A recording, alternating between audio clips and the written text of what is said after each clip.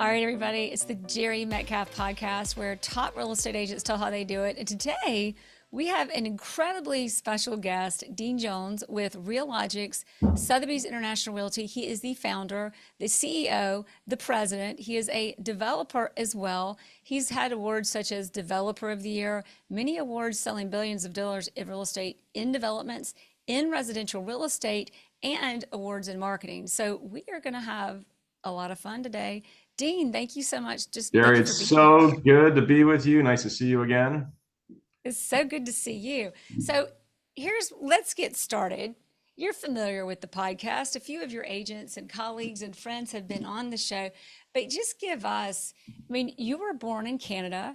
Yeah. You have been a top developer in this country. You have been a top real estate broker in this country, and you're an incredible marketer and just a little, like, you're always kind of ahead of the game. So there's like the number of questions I have for you is kind of infinite. Okay. But before I even go there, fill in the blanks for us. Anything you want to kind of like ground us on, like, who are you and what is everybody listening? What do all these top real estate agents listening to us today need to know about you? Well, I think I just approached the industry and this position from a very different perspective, given that I came from Vancouver, BC about 25 years ago with a pickup truck and a checkbook to go and convert some apartment buildings to condominiums and build, new development high rises. Just was never actually a licensed real estate agent myself. So I had always built this business from the mind up, literally asking some of our founding members, what is it that I could do for you that would make you a standout agent? What Well, kind of here's platforms? this is where I'm going to interject because we got to learn Sure. about you first.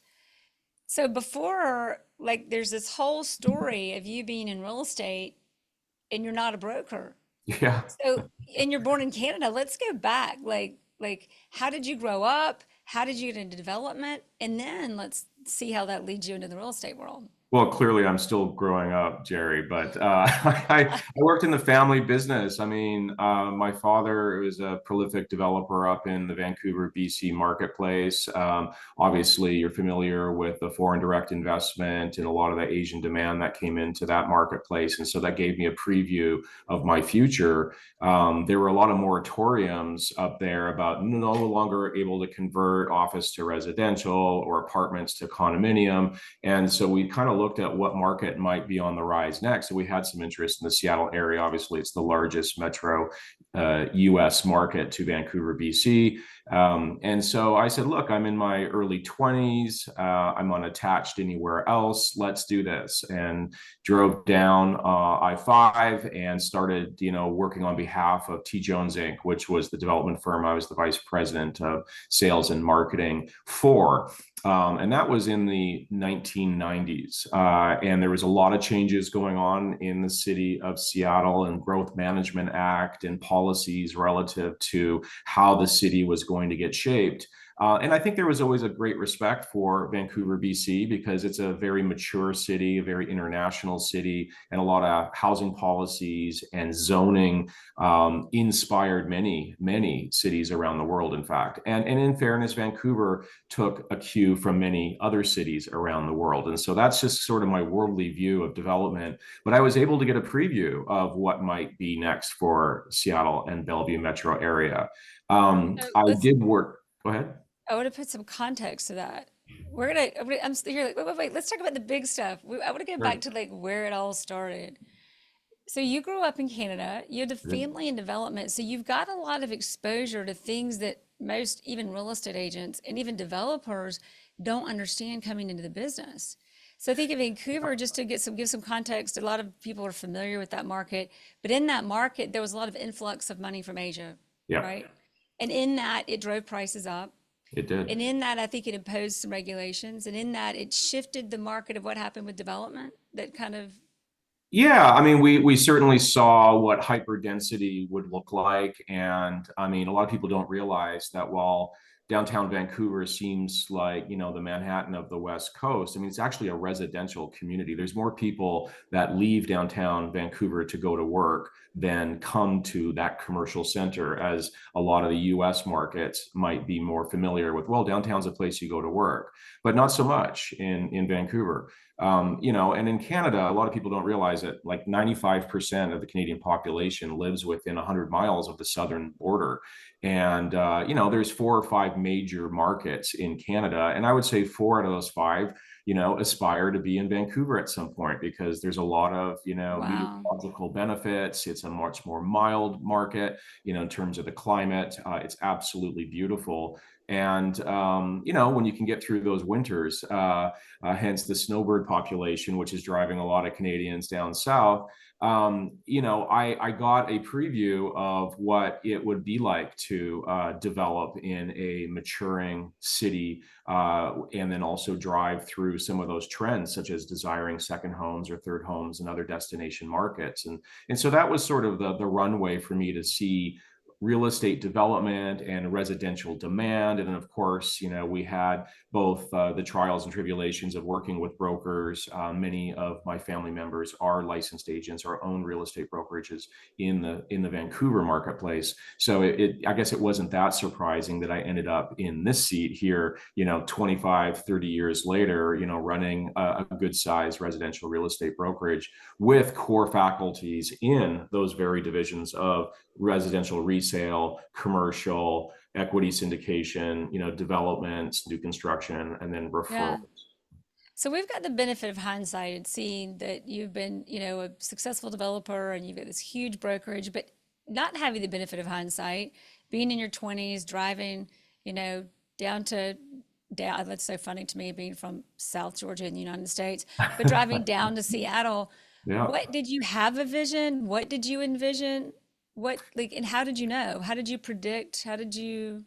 Well, look, I had mentors like we all need, not just my father as a, prolific developer and I think a very astute businessman, but also having that separation from him because, I was somewhat on my own for a lot of the time and had to figure it out the hard way, making mistakes. I mean, literally, my first project was a 16-unit apartment building, and I had to hire the whole crew and did a lot of it without permits and did it the way we did it in Vancouver, and learned the hard way about how life was going to really Wait, be. I love So that. That's like, is that not? This is what I just heard. Ready, fire, aim. it was a little cowboy, yeah, I yeah. love And it. we got it You're like, oh, done, I need a permit. Oh, yeah. But I think a theme for me, I was never taught what I wasn't capable of doing. And oh, so because I didn't go to broker school or developer school, I was really a product of my environment and the opportunity. I get in trouble today still for moving at the speed of opportunity. And that's maybe sometimes why I see around the corner, or I'm willing to resource something that might be a longer bet for others. But I've actually absorbed fantastic talent and individuals and entire divisions within my company because some of the bigger backyard brands wouldn't do it. They were either unwilling, unable, or not nimble enough, or failed to see, where the market was going next. And I am a fan of seeing where the market is going next because I want to get there first, and so do my agents. And you know what? So do their consumers. So you'll see we trend forward oftentimes. Yeah, I was the founder of the Futurecast Forum, and I just hosted an event called Market Maker with UBS Wealth Management. And it's not about MLS forms or sticking signs in the yard or talking about how to farm a market. It's about government policy, taxation, state to state migration, international equity, investments, or generational wealth transfer. I mean, these are big, big ideas. They're not my ideas. that's what drives the market. Those are the things that actually drive the market. They That do. understand. You said move at the pace of opportunity, Yes. Move and at the you speed of opportunity. It's around us every day. Right now, I see one right behind you, Jerry. Go get it. which one? That's the trick. You got to I see find one it. right in front of me. Yeah. So when you think about like a lot, you said a few things. There's moving at the pace of opportunity Sure. and seeing things before they happen. And while you see things before they happen, I have a feeling you've seen things before they happen, and you still don't always know exactly what's going to happen, That's right. but there's still a pace of opportunity to move with no matter what. How do you decipher? How do you go move at the pace of opportunity? And then there's this thing where a lot of people might hear that and they don't hear, they rather than move at the pace of opportunity, they almost go backwards because they see all of the risk. That's And right. there's There's something a in lot of that people that that you move. stop right Yeah. there. You can Yeah. hyperanalyze and never get out of beta. And, I think, just start heading that direction and it's going to start feeling good. And then you keep doing it. And then you look for the cues, read those tea leaves, get endorsement. And look, we all need wins, especially after what we've been through in these last 4 or 5 years. I mean, this has been an unbelievable journey for anyone in business, especially in the real estate industry. I mean, the emotions and the Right. dynamics, to go from a sugar high of low mortgage interest rates to 11 consecutive rate hikes. I mean, we are like bewildered. We have PTSD. And, really what we have a lot of times when the market reboots, and these are very cyclical ideas, is you lose your resolve, you lose the faith to realize that something is going to evolve in front of you. And if you can be the leader of that evolution and stick to your guns and have the confidence and hopefully have the support and the resources to chase after them, you will end up where the market went next because you saw it and you resourced it. I think way too often in all industries, when the market's correct and challenges before us, everyone pulls back. A few of us might give up or cry in our beer, but I think those that double down right now and they stand tall, they are not only going to realize those opportunities first and then celebrate those wins as the market is starting to catch up. They're like, hey, how did you get way ahead of that? Well, it's Yeah. because we never gave up. We just calibrated to the dynamics. There will always be need for buying and selling home, and making investments. And I think those that don't pull back even when times are tough. Look, I mean, I founded this company in 2009 and 10, at the depths of the Great Where Recession. everybody else was running away from real estate But because that was you my know what? Yeah. opportunity. I'm not sure Sotheby's International Realty, if I was presenting the same argument today that I did, 13, 14 years ago, I'm not sure that they would say, yeah, Dean, you're our guy. Let's go forward. You're not licensed. You haven't sold residential real estate yourself. And, they were at that hour really looking to unite other affiliates that might be a boutique firm in an important market. But what they saw in us at that time, I think, is we had, a bevy of new development projects that we had those listings and that we were developing, but they were, I believe, impressed with the ability to build something from nothing in a market that was very entrepreneurial. And we had a team of founding members. So these were not the actual franchise owners, but my core team of founding members, many of which are still with me today, were top agents that I hand selected to say, look, I'm going this direction to pivot my new development company, my new development project marketing firm into resales. Why? Because the market said I had to. There was no construction financing. The credit crunch was real. I had more projects canceling than discussing new plans. And I was like, wow, this is going off a cliff. Hey, guys, my existing marketing firm was a partnership with a company called Windermere, a very large, actually the number one backyard brand here in the Pacific Northwest. And I outsourced all of my sales through that company. And we did so successfully for many, many years until I went to them and said, it's time to pivot. Let's go ahead and build a condo store. We're going to go into resale. Oh, And they said, whoa. yeah, Dean, about that, no, we're very concerned about where this market is heading. We're going to pull back. And I issued a buy sell. I actually bought that franchise, which was only new construction for Windermere.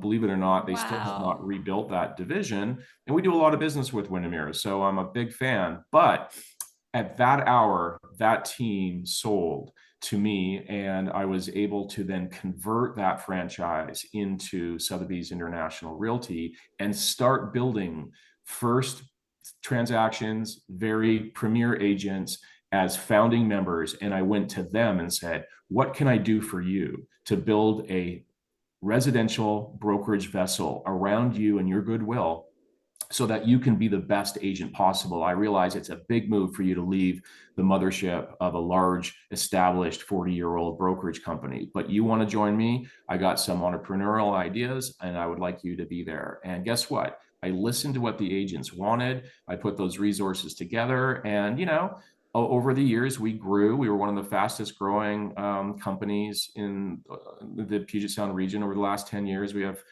275 great agents and, doing a couple billion in sales a year. But that all started from just a few hand-selected agents that, because of their success, we attracted other agents to follow. And, we weren't writing checks to go and buy our market share. We were earning Right. it the hard way. Well, And so, that would buying market share could kind of be counterproductive. You said well, some do you what? own it or do you rent it? Let's be honest. There's some of those models out there. And you have some experience there, so you understand. Exactly. And for those of the, some people may or may not know what we're talking about. We may get like there's so many places to go right now, but that is I will touch on that because there's a lot of ways this business has changed so much. But it's funny how industries can go out and buy out market share, or they can go and serve at such a high level, people run to you. Even in our business, we look at being a real estate agent. You can run and try to buy business, but when the consumer when the consumer's the prize, then they don't need you. Yeah. I mean, It's look, some of those yeah. models are based on stock values and Wall Street agendas. I've always been very focused on Main Street, and I see my assets come through the door every day. They go up and down the elevator. I mean, they are just great people. They are amazing collaborators. And, our real estate agent profile might look and feel a little different than the other companies because it was built organically, and it attracts like-mindedness. And Well, so, there's real supply and demand, and then there's you can do stats that get the perception, or you can have real supply and demand. At the end of the day, it's reality that lasts. And going back on that though, to really dig deep, or I want to repeat a few things you said. You said sure. something really powerful is when things get tough, you look at whatever the dynamics of a situation are, calibrate them, calibrate dynamics. And then you talked about endorsements. And then you talked about whenever something's happening, owning and recognizing the reality, like what's the true trajectory of what's happening right now. And when it's downward, rather than run and shut down, you pivot and That's right. shift. And the opportunity that you saw was you saw an opportunity in development where it was 2008. Things are looking, this is something's off. Rather than shut everything down, you looked at where the market was going and you pivoted. And you pivoted ahead of the market. And then you said several times things about aligning with the right people Mm-hmm. and aligning to the right endorsements. Yep, having that vision and attracting your talent, because you can never do it alone. Look, a crisis is a terrible thing to waste. Mm. You should look at the silver lining in all of the challenges that have been before us, whether that's, government policies, or, this NAR lawsuit, or it's, what's happening, with the economy or market cycles. In a down market, I've learned that you can build market share. And in an up market, you will make money off that market share. Sometimes it's hard to do both. It's sometimes hard to build market share and make money at the same time because of the resources it takes to build the market share. And keep in mind, when I say that, I believe you have to earn your market share, because otherwise, buying it, you're just renting it. Last time I checked, all of our agents are independent contractors, and they might slap on those golden handcuffs for a couple of years, but now we're seeing those agents boomerang back to where they were comfortable before, after the promises have burned off, or the marketing support, or the stock value never showed up. I mean, there's a lot of different ways that you can attract an agent to your company. I just think you need to earn it in order for it to be sustainable. Those aren't things you can buy. Trust, integrity, legacy, and brand recognition. These are things you must earn. You cannot acquire. But that said, I wanted to partner with the best, and so Sotheby's International Realty, I had some choices. I had a wonderful market. I had some pedigree and experience, but I was going to build the next generation real estate brokerage right here in a very entrepreneurial town of Seattle, Bellevue metro area, which is also home to other ideas like Zillow and Redfin, just to name a few. But I just saw a different way of going about it. But I knew I couldn't do it just on my Realogics brand or in my name, because that's not internationally recognized. That is certainly nothing that's going to attract the kind of pedigree I was looking for. So I feel that I made the right decision in choosing Sotheby's International Realty, and I feel like they made a bet in choosing me, and together we were the right pair to go forward and truly cultivate this from the ground up. But I certainly could not have done that without a pedigree that dates back to 1744 and just add my That seed helps, to right? it. It helps But a I think tremendous amount. get the right endorsements, but you still got to show up and do the work. Now you're somebody, it's funny because you're such a dichotomy, because you're the guy who, like, on one end you came from Canada and you did this 16 unit development with no permits. Like, I love it. You just do it. But on the other end, you've got like the pedigree of Sotheby's, da, da, da. But it's like you can have all of the endorsements and all of the marks, but you still got to have the audacity. You still got to have the nerve. You still got to take the action. And that's what you do. Um, and sometimes you just do it, and sometimes We'll do maybe it just something else respectfully, and happens. I Yeah, now use yeah, permits because we build respect. high rises. But Well, I you learn, remember you learn. I And just, had a time with who I now consider a friend now, Leslie Williams. I mean, I had hired her, Williams Marketing, and she was a boutique brokerage firm way back in the '90s, and I actually used her in our family business to sell our condominium high rise development alongside Cliff Bowman, who's a definite mentor of mine in the pre-sale marketing world. And what she had said to me when I was coming around with the brokerage and starting to get into her business, right? She's like, well, Dean, that's just not what we do here. And I remember her sort of schooling me because I was getting sponsorship from the local title reps and the lenders, and basically talking to people that she felt were her people, because that's the way it's been for the last 15 or 20 years. And I didn't realize it until many years later that I just was bold enough to think that, well, first of all, you don't own those relationships. I'm going to earn them. And it's their decision to support me on my cross promotion. And I was doing, really unique things, having, pop-up events at speakeasies and talking to other real estate agents from all different brands. And just realizing that I was lightly treading on some turf that other people had been building for many, many years. And look, it's no different for any of our real estate agents out there. I mean, you guys share a marketplace, but I just simply never was taught that I couldn't do something. As long as you're acting with integrity, and that you've got a core mission that can be followed, I think you are totally able to earn your business, even if that's lost market share for somebody else. And we've come to respect each other now over 25 years later, because the market needs that. There always needs to be some new ideas brought to a sea of sameness, right? Isn't that really yeah. what the industry has been so Well, often? it's so true. It reminds me of being an agent in Atlanta and not having a network and building one. And I dominated a neighborhood called Historic Brookhaven. That was something I didn't know you didn't do, because it Good for already had you. its people. And I was like, well, I had no idea. And I went in and I think I shook a few people up. But at the end of the day, when I went after it with respect and integrity and had a core mission. I gained the respect of the other agents in the area, of the other agents in the neighborhood, and built a huge business on it. But it's important because it's like you said, nobody told me what I can't do. There's so much power in that. And something earlier that this kind of goes into, but I think it's an important thing. This is in development because I want to bring it up to you. You were talking about when there are a lot of people who pull back when things get hard, things look scary, the headlines give you bad news.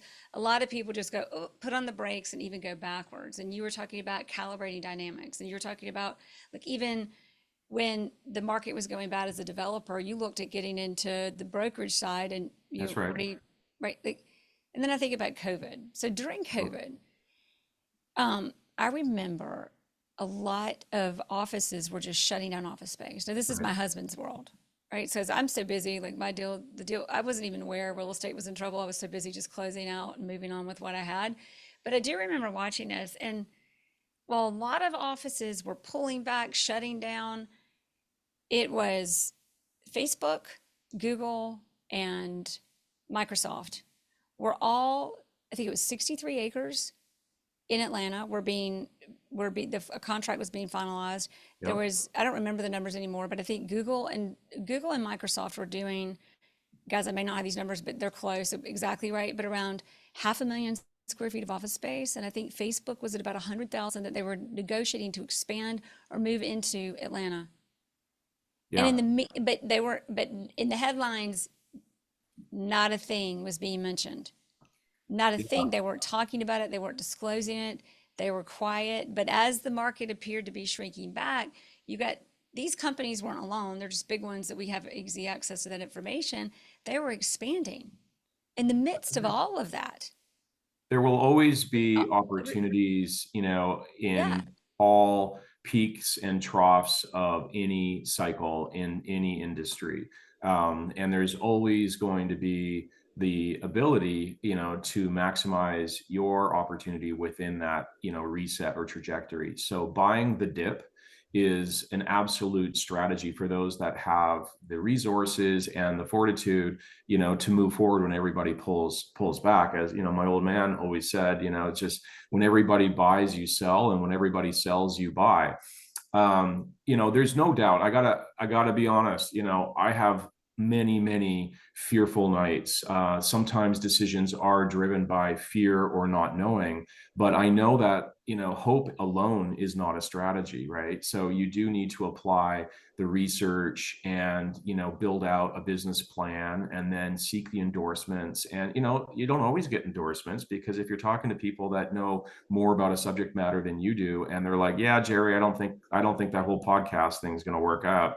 Well, it looks like it did, right? But the reality is, sometimes pivoting is a function of requirement, because sitting to be overwhelmed by oncoming waves is not a very good feeling. So you either charge the wave, right, and get under it, or you pull back up beach. But just sitting with everybody else wondering why their beach blanket's wet and they're drowning, is not a very good experience. So I think that is the truth, that every time that there was a very significant pivot for myself personally or in this company, it has always been driven by other events surrounding us that required the pivot to happen. And I think the talent might just be recognizing that it's happening to you. Like, we've all had personal trauma and really struggles in life, and sometimes things that happen to us. I want you to turn around and make it happen for you. I say that to my agents. We've had the lowest sales volumes in nearly 30 years. I mean, we're,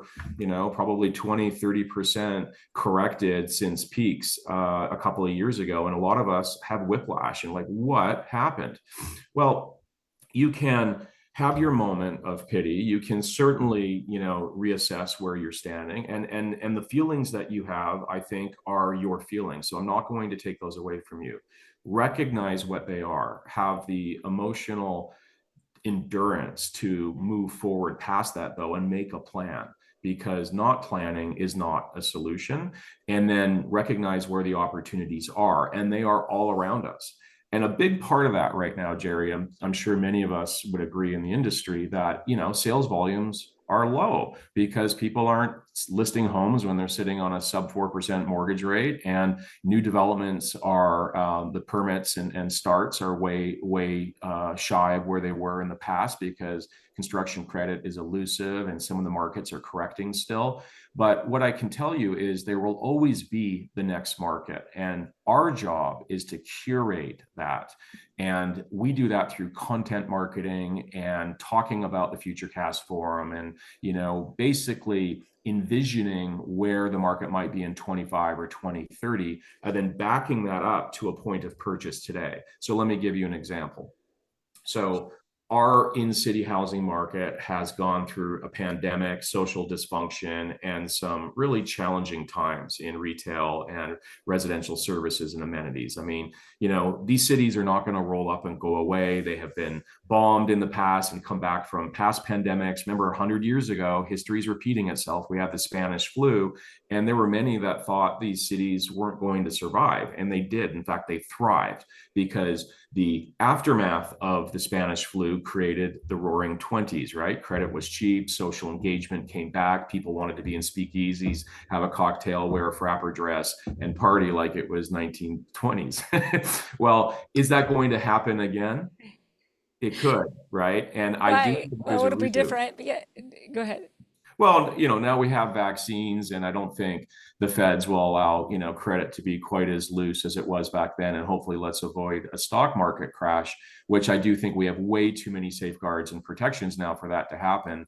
We'll leave politics aside for the moment. But what I do know is that when the market pulls back and you have a lot of wait and see buyers and a lot of wait and see agents and a lot of wait and see brokerages, if you Mm. fast forward, okay, what's it likely to play out in the next couple of years, right? Or in the next decade, and you promote that idea about that vision forward and you accelerate that vision to a point of purchase today, what you can get to is to say, wait a minute, these high mortgage rates, that's a temporary infliction. I mean, I think the Fed's going to pause for a while on any rate cuts, but I think we're in for one or two rate cuts this year. And certainly post-election, there will be more if we get inflation under control. So looking at those macroeconomics, we're going to see some rate cuts. So does that mean you wait for the rate cuts to buy, or do you buy the dip now? Because we're seeing home prices, at a trough value, especially in our market after peak and trough correction. So you buy, then refi. That's the strategy. And so what we're trying to do is give our agents the tools to put that message out, and we use them as distribution channels for content that we help generate through experts that see around the corner. And suddenly they're getting the phone ringing saying, hey, I just read this blog post, or I just saw your podcast, or I just saw you in an article where you were talking about the future. Do you really think that's true? Is now a great time to buy something below replacement cost, even though mortgage rates are high? Well, yeah, the mortgage rates are a temporary infliction. That's kind of a funny question, isn't it? Well, but it's Love amazing the how way you many asked it. people Yeah, need it's the like nudge. is there such thing as a dumb? It's interesting. I Yeah. think people need to spark a conversation that leads to a residential demand. I think, Jerry, that's why they put a bracelet on your wrist and say you look beautiful. Or they say, come aboard this boat we're about to sell you because you'll never believe how well it performs. Or let me give you the fourth night free in this vacation rental, and then we'll talk about ownership. I mean, why do they do all that? Because they're experiences. So if we went from a frothy peak market during COVID to a 30-year low in sales volumes, does that mean that everybody's desire and demand went away? Or does it mean that they're hibernating because they're in shock and awe, or PTSD, or rates, or just the world? I mean, there's a lot of reasons to pause. I get the cause for pause, but you can also do the opposite and be a catalyst for demand and see where the opportunities are. And then maybe you're buying that future retirement home now, or maybe you're helping your kids get into their first home purchase. There's a lot of ways to tax plan.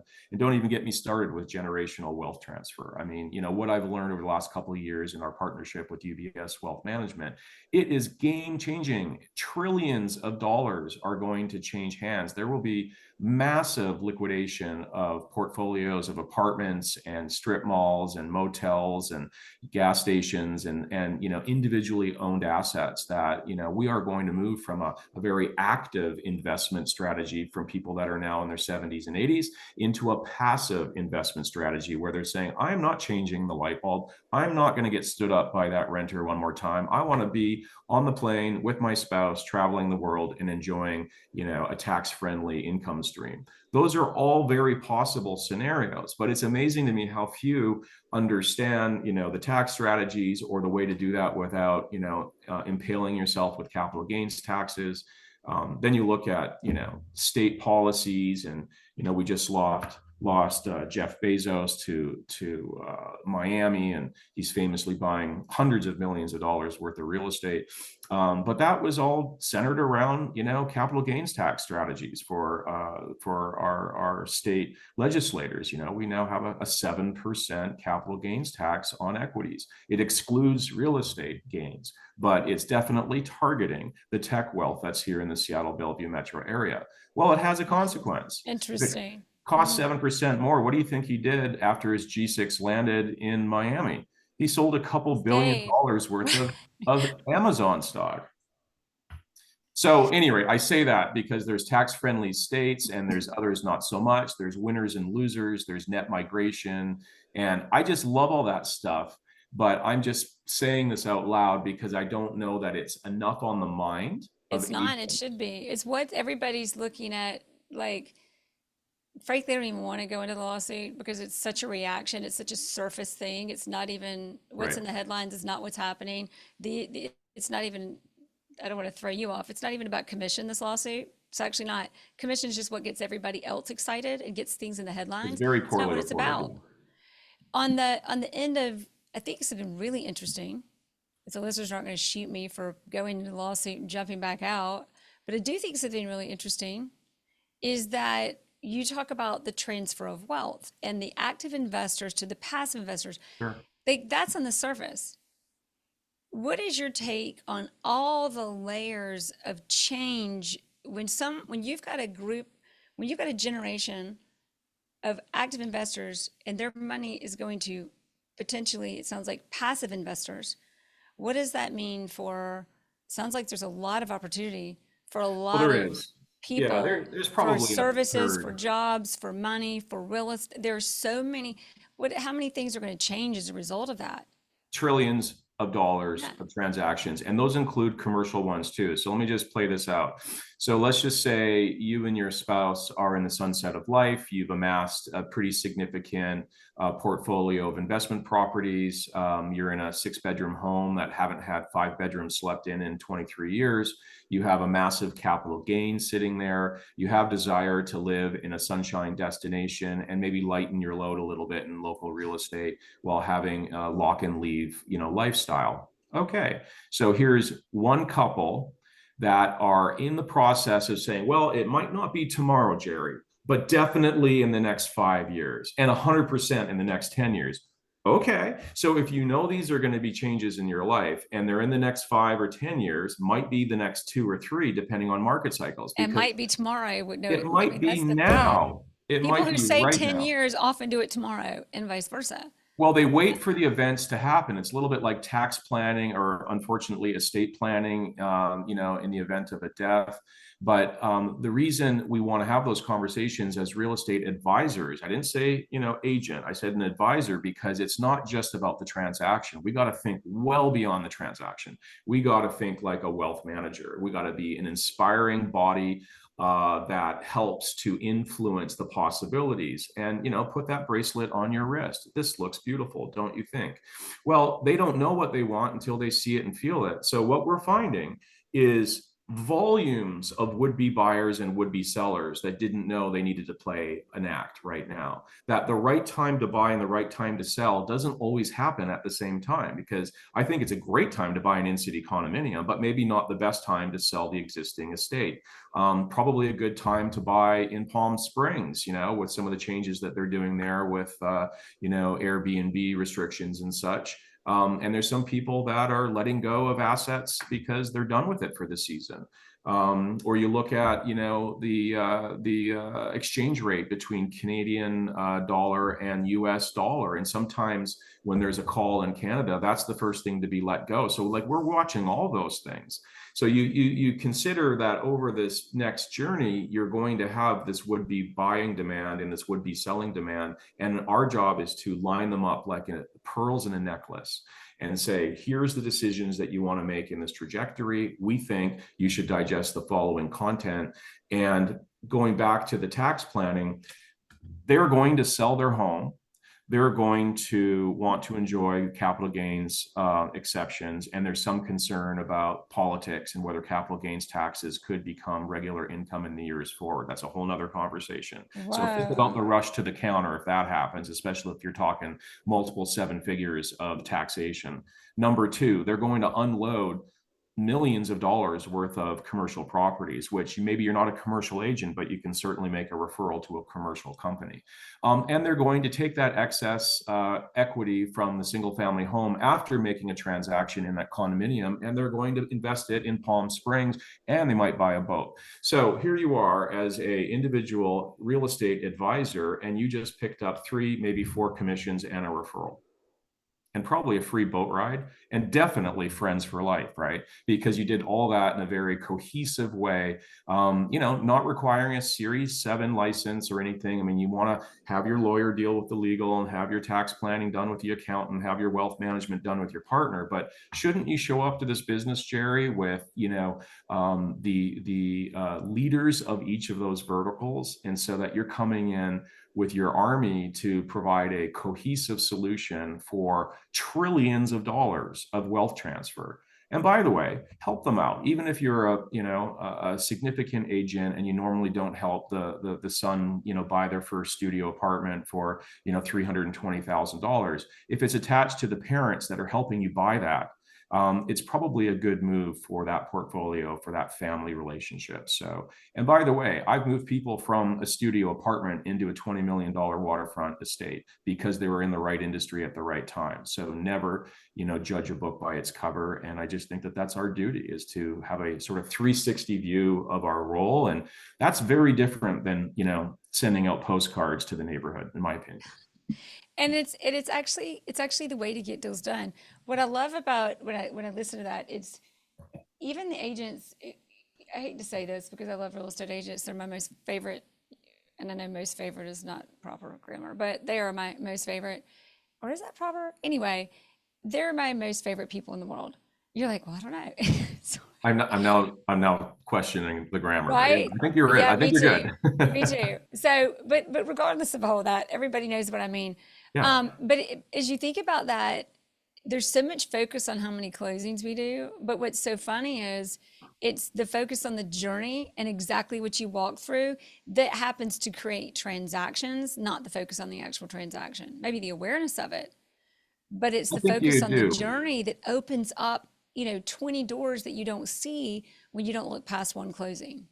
I think the agents that focus on the smile lines more than the trend lines, and certainly more than the lines of credit from their commissions. I mean, they're just really great people that are in it for the right reason. I mean, this is a service industry at the end of the day. And, we could tie that back to the NAR lawsuit and the issues there, or what's been happening on Wall Street with some of these, real estate brokerages and their stock values, and what is the future in all this. But look, let me tell you something. Well, what is the future? There is not going to be robots performing the function that I just described. And at the end of the day, this is a lifestyle proposition. I mean, obviously, there's the 5 Ds of real estate, right? There's death, there's divorce, there's diapers, there's dislocation, right? Job transfer, and then there's, I guess you could say, there's development or discretion. The idea that I want to be and live in a different environment. Any one of those things, are going to drive real estate demand to buy and sell. Look, could AI and some algorithm and a robot maybe say, hey, the propensity for this demographic or for this neighborhood, to respond in a certain way is going to be beneficial for you? Absolutely. I believe in AI. We're using it right now. But I do not think that giving away half your commission is a very fruitful and enduring exercise. And there's some business models doing that. We're going to see a future. There's going to be a flight to quality, which is full service and full fee. And that is negotiated by the buying agent or the seller, ultimately, getting back to the NAR issue. And then there'll be a flight to quantity, which is discount, high volume, low service. And I've already seen that migration in our market because, the middle is missing now. There is a flight to quality where I want to aspire and grab that brass ring, or there's a flight to I have to drop my cost and do more volume and just try and get into that sort of efficiency. And there's brokerages and business models for both. Obviously, I think Sotheby's International Realty is the flight to quality. And I would submit in a brief commercial, something we're working on, getting back to Yeah. tax planning and legacy. I want this to be the last brokerage you ever have to join. So it's hard to break up with your brokers and your brokerage. But if we provide a better job at giving you a legacy business model that you can retire, I mean, I think our business card is blue and a passport is blue for a reason. I mean, this is the one brand you can travel the world with and be invited into living rooms because we're big enough to matter but small enough to care. I mean, don't you feel that way around the world? Yeah. Yeah. And just what we're doing right now. I mean, this is what this is all about. But you have to build a team, and then you have to get out of their way and then have support systems from your brokerage to help operate your business, because you don't have to sunset your career when you sunset in life. I think you can put your picture over the fireplace and say, go team, go. And I have a number of extremely innovative, and some of them are younger than you might think, that are already planning their future. So for my talent acquisition, one of the conversations we have is to say, look, I know you're, a new coming agent. I know that this is an interview process, but where do you want this all to end? I mean, a lot of people don't make decisions to temporarily stay put, right? They want to be on a flight path and a trajectory that's going to realize their ultimate goal. Well, welcome to the Emerald City. We're on the yellow brick road. Let's do this together. Well, it's kind of like there's the connecting flights and the direct flights. The direct ones are much better. And then the direct flights with what is the name of it when you can actually sleep, and like not just first class, but when you can sleep. And I forget what that's called. Delta One? Is it Delta One? I fly Delta. Yeah. Like, Well, you fly better than I do, my dear. right? So. Like well, like have you like you get what did I do that? I forgot where I went, but you could get in the first class and they've got the bed and everything. Anyway, but it's the direct flight with all you need. Yeah, and so As I a think our job is to provide those advantages. And sometimes you're having conversations that are ethereal to the primary goal. Well, what's my commission split? How many business cards am I going to get? And I'm like, with all due respect, if your first conversations are about those sort of economics, I said, I'm not sure we're in alignment right now. I want to add more business than you can imagine to your portfolio. The only numbers that you should worry about is 1099. Oh, I At the love end of the that. year, did you make more money than you did at the other company? You Oh, cannot save your way to prosperity. oh, I love that. Like we've had like 20 quotes minimum from Dean Jones on this interview today. I love that. You cannot save your way. That sums it up. If when you come into a brokerage or in any business situation and you start looking at what am I gonna get, like just numbers financially, not big picture, how are we creating synergy? I can take something, I can come into this relationship and take something from you. I can get this from you in this relationship. Or I can come into this relationship and I can go, as a result of being working together, even when you're the big broker and somebody else is just the agent, they're not just the agent, right? But it's as they come together, where do they build something together where each entity Yes. gets more and the Better entity together. as a whole grows more. And when there's the mentality of, well, what am I gonna get and not how we're going to grow together, there's going to be a scarcity mindset that ultimately, when that happens in a business, whether it's a real estate brokerage or any business, that is a momentum that is energy momentum action towards destruction. I mean, it Just can be very right. corrosive. If you wake up in the morning and you say, well, what have you done for me lately? I don't know that the day is going to go well. At the end of the day, we are trying to build Right. culture. And look, Right. culture is like this aquarium we share, and we're all fish together, of different scales and of different journeys. But the culture we keep is the water we swim through. And if that's crystal clear and healthy, we're all going to perform better. If it's murky and corrosive or even dangerous, no wonder some might want to jump out of that, pond into a new one. So I really view my job as CEO. I mean, I just finished a book, and the latest data is in the temptation to micromanage. I'm just focused on three things: vision, culture, and the numbers, right? At the end of the day, it is a business, and hopefully not a nonprofit.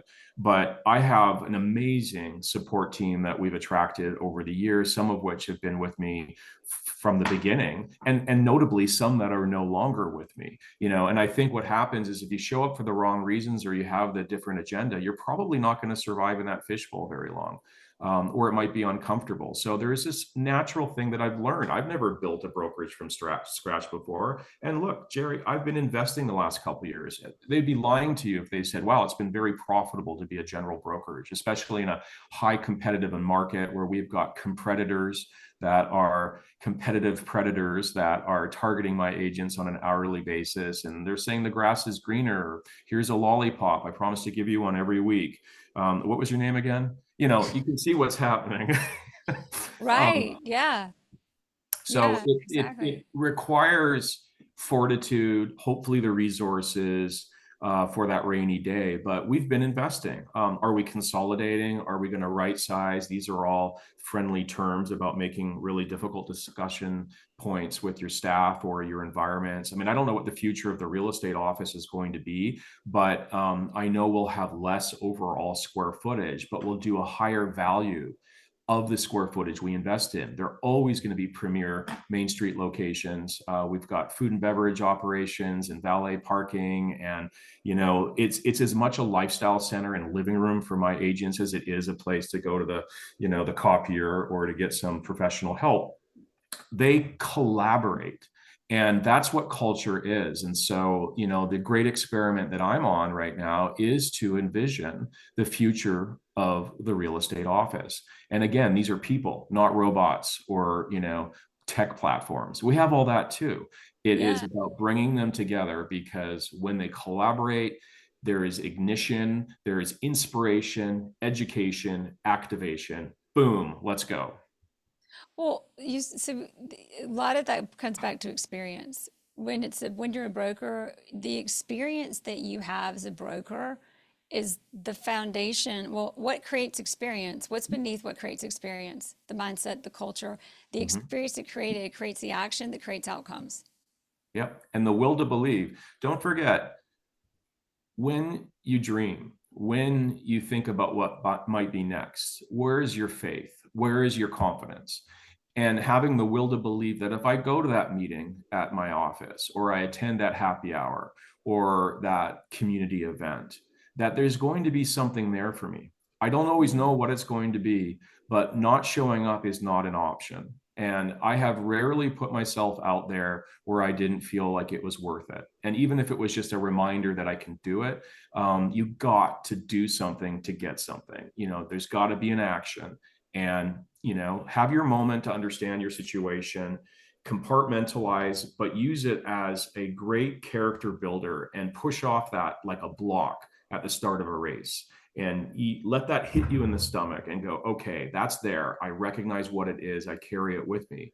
But at the end of the day, you want to be with kites, not anchors. And you got to get out of that mindset and start moving to what's next for you, and limiting those around you that are anchors. They're sucking your time, they're tapping your energy, they're probably looking for something from you, and or they're just commiserating in dysfunction. And unfortunately, I think there's some very bad habits that happened during COVID and the pandemic. And yes, we are having hybrid work weeks, and yes, there may be work from home or work from the car mentalities out there, but I don't think that we are forever no longer needing community or collaboration and connectivity. And that's what I do think is, in the physical presence of one another, an important part of our real estate enterprise. And that goes for your agents and for your clients. Get into their living rooms, invite them to an event. Yeah. These are some of the things I'm trying to do to recatalyze the culture, because I would say to you that we had the most to lose during the pandemic, because we were so effervescent as a culture and coming together and having fun community events and, lifestyle experiences and, wine bars and food and beverage programs and all kinds of mixers and caravans. I mean, when was the last time you got in a Sprinter van with, 10 of your agent buddies and went and hit open houses? I mean, some of those things just don't Right. happen. Well, remember, I'm not an agent anymore, but Right. yeah.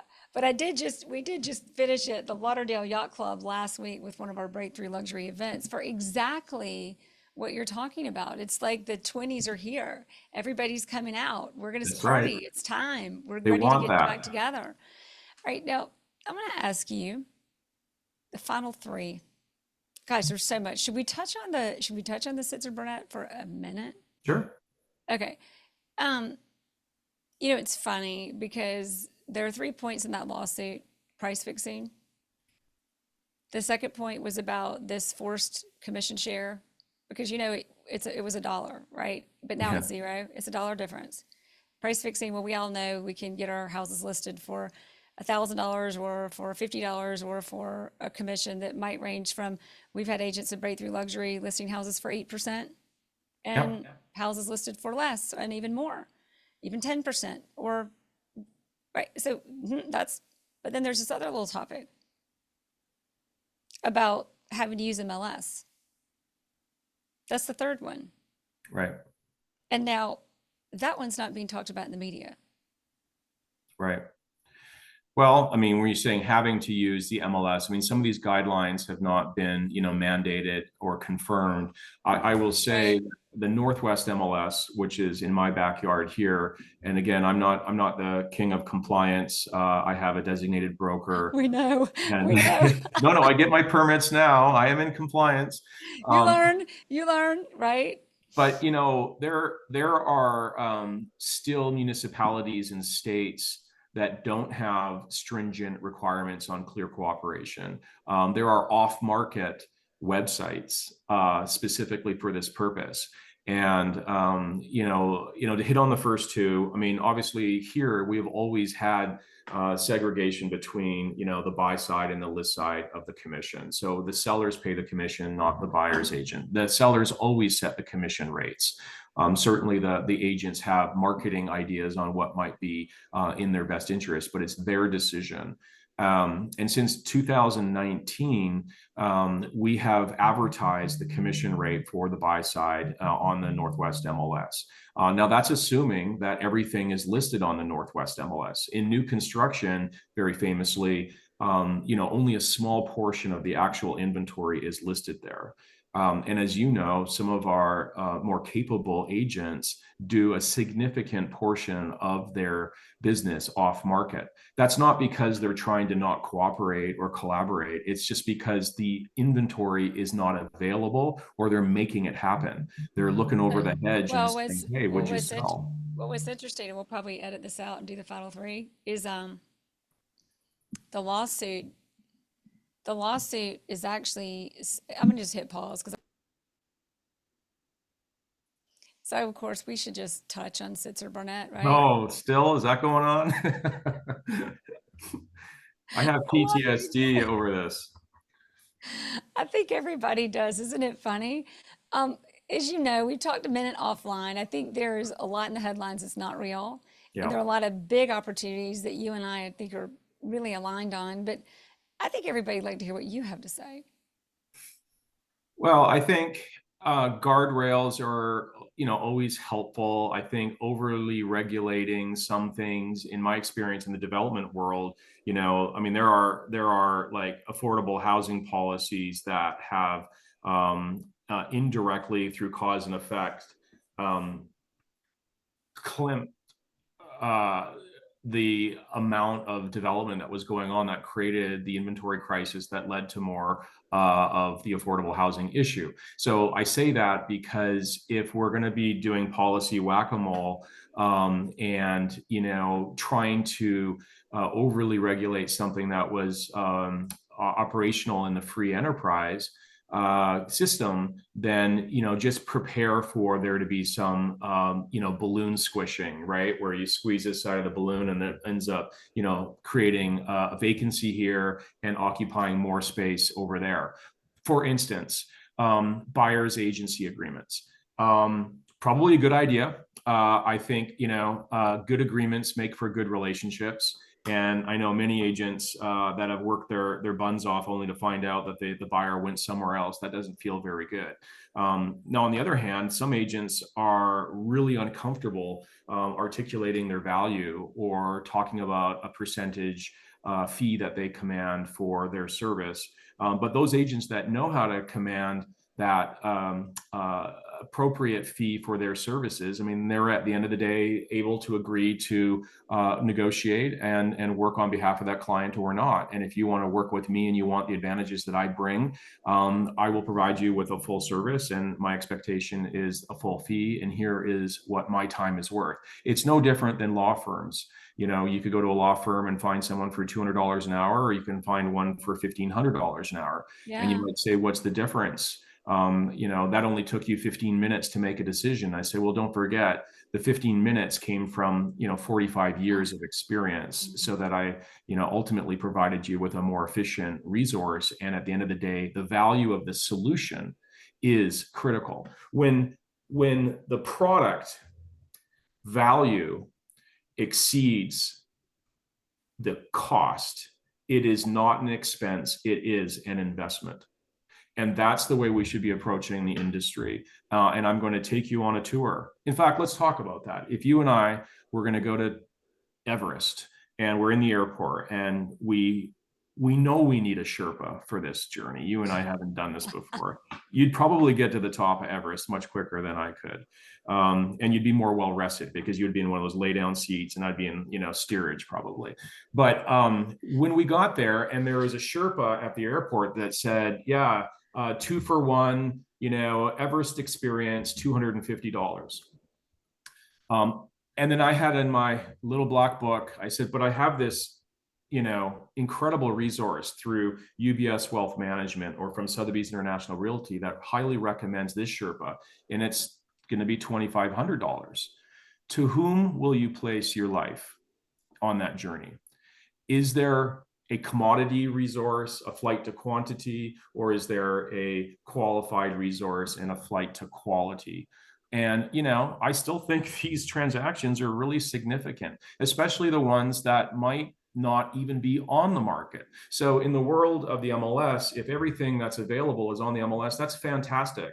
And if your job as a realtor would be to sift through the listings and find one for your buyer, fantastic.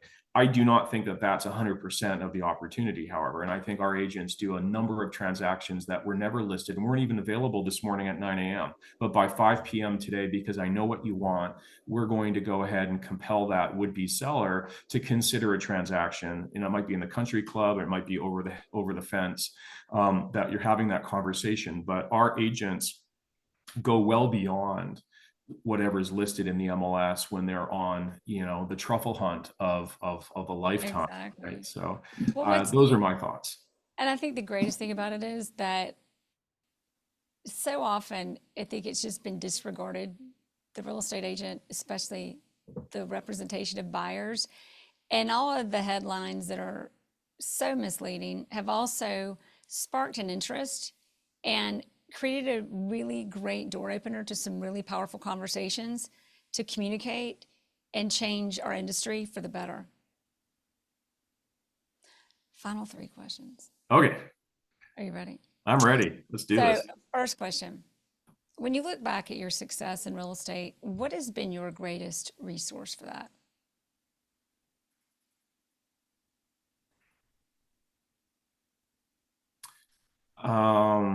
I'm going to take this one personally. That in order to be successful in business, you have to be successful in life. In order to be successful in life, you have to be balanced, and you have to, fly a kite and drop the anchors. I've been through a lot, as we all have, through this pandemic and through a domestic reorganization and all the chaos of this industry, and and figuring out what is an enduring and committed relationship and what is not. And so I'm gonna take this one to my father and my mother, because they always work in pair. But the words that he used for me going through a lot of challenge in life is two things, and it's so simple. You'll get through it, and we're behind you. So the first one is a vision that there will be a better path forward for you and for your profession, but you need to work on you before you can work on them. And then having resources, whether it's emotional or it's financial or it's spiritual, is going to add to your confidence that you can see the destination you're going to arrive to, and you will get there, because it's never alone. The idea that we are all independent spirits in this world or ecosystem, I just don't think it's true, because it's what it's took, for me to be with Sotheby's International Realty, and certainly that's a legacy that I'm only applying one layer to. But I'm so proud of the company we keep and the results that we create. So my answer is complicated, because in this industry, it is a 360 of inputs and requirements to perform at a high level. And but you got to have a vision, and you got to have the confidence. Vision, confidence, and always being aligned to the right people and growing, evolving and growing.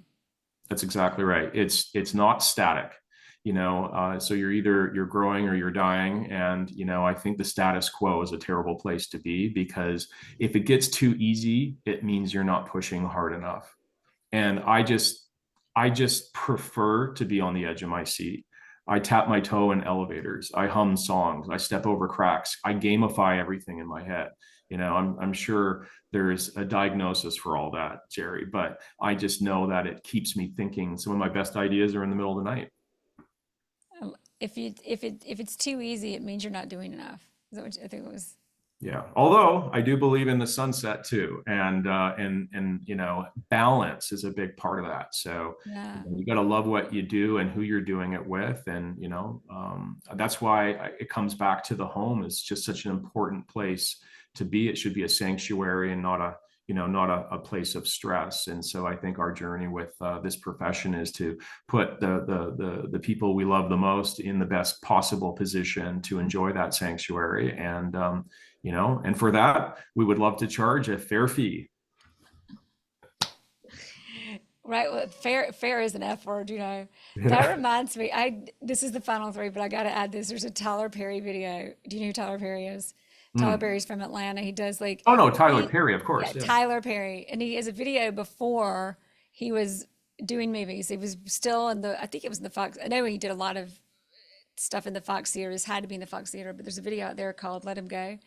And in that, she says, there's two places you find peace in life. No, only two places you find peace in life. One's in the grave, and the other one's in your house. Yeah. And if there's no peace in your house, something's wrong. And then she goes on, or he, but Madea, because it's Madea on stage before Oh my Madea God. was famous.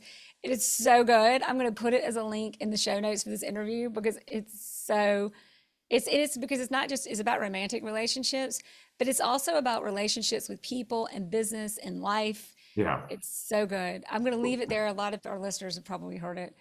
I don't Well, and you really should share see much, Tyler but Perry's house. He's got a lot of peace because he's got I a lot have, of house. right, Wow. right. Well, it's insane. So, anyway, question number two. I had to drop that. It's so good. Okay, question number two is book. If there's one book you would recommend, and it's okay if you have more, what is it? So I finished two recently. A CEO only does three things, as I mentioned earlier, which is, programming, the vision and the culture and the economic performance of the company. And then the other one is Rocket Fuel, which I'm sure many of us have read, is all about how to activate, the energy in the company. And I think my takeaway from these two things is it is an ecosystem that has to be scaled. And I have personal passion for people I care greatly for that have operated at such a high level for so long by themselves without infrastructure or appropriate support that they literally burn out. I mean, they lose relationships or sadly even their life. Sounds like a real estate agent, right? It's a real estate agent. And Yeah. then you get to this place where, some of the greatest brands in our history have passed when they did. And it was just not a very easily transferable ecosystem. So as I look at what I'm building and continue to build, because it's a journey, it's never alone. I mean, it's with a collective that you must attract, and they have to be incentivized, and they have to believe in your vision, enjoy the culture, and then have, you know, the economic benefits. So I think that that's the takeaway that I would give to anyone that's trying to figure out how to scale their business, is think about what's next, and then, you know, align yourself with the brands and the people that are going to help you get there, because it can be lonely at the top. And all the money in the world, or whatever you benchmark as being success in an industry that can be a little narcissistic at times, might not matter. Yeah. Might So not matter. I feel like you're talking to me. No, I you're the know. vision. But it's like I need that book right now, and this whole new transition in my business, this coaching business and this podcast is taking off, and I'm going, oh, new world. And I think for real estate agents, everybody listening, there's always that cycle. There's always that point at which just maintain that vision and that evolution of growth that we've been talking about so much on this interview. Yeah. Last question.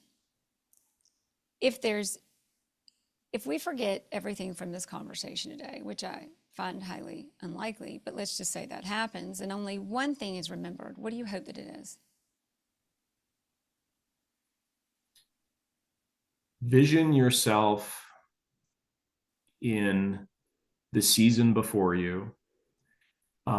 Season yourself for that journey, and enjoy the destination when you arrive to it, because everything else is just the journey that you're on, and you have better enjoy that journey along the way, because, you know, before you know it, life can change. And if you're in a process of pivoting constantly, and understanding that with the stress and with the wins, and it is a balance, that is what your life is in this career, and that you just have to you know, inspect what you expect from that journey, and be very practical with it, because I'm still chasing the journey, you know, 25 years later, and I've just become more comfortable, and I would encourage your audience to try and find that same level of comfort in, there is no participation ribbon at the end of this. You know, it's going to be what you make of it for yourself. And so much time is spent in arriving to that destination that, you know, I think people forget to enjoy, you know, enjoy the ride.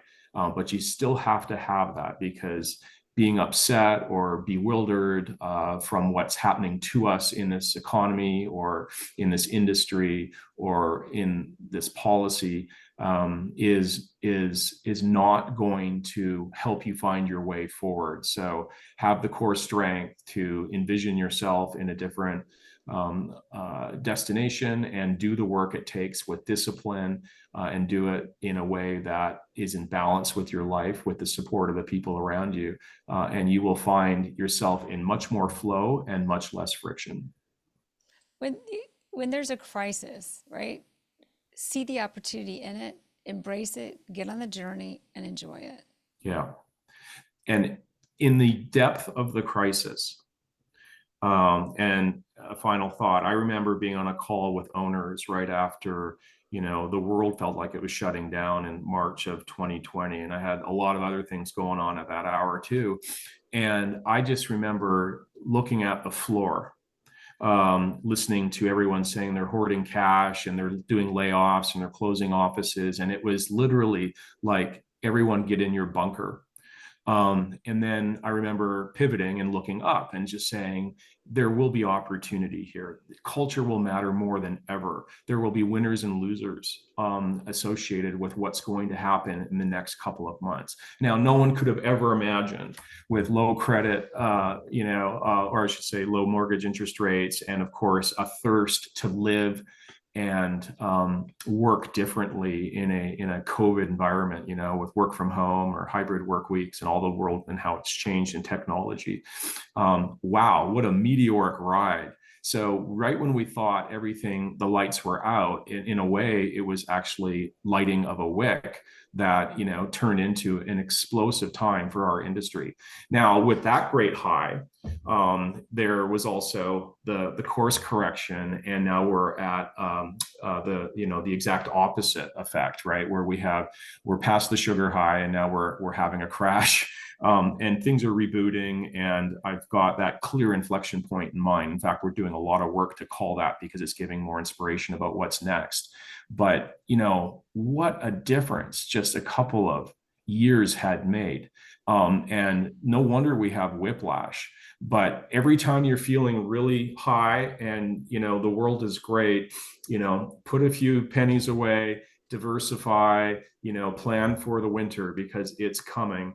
And likewise, when you think that all hope is lost and opportunities are passing you by, they aren't. They're there. You just need to find them and have the courage. So those would be my thoughts, because you're looking at it. I'm still working through all that. Wow. Dean, thank you so much. Like, what an honor to have you on the show and to Oh, thank you, so Jerry. much insight. Congratulations on all your success. And look at how you've pivoted, and you migrated from real estate to being the podcast and the coaching. I mean, you have so much to offer all of us, and I think you're doing a great service for our industry. So I appreciate you. Thank you.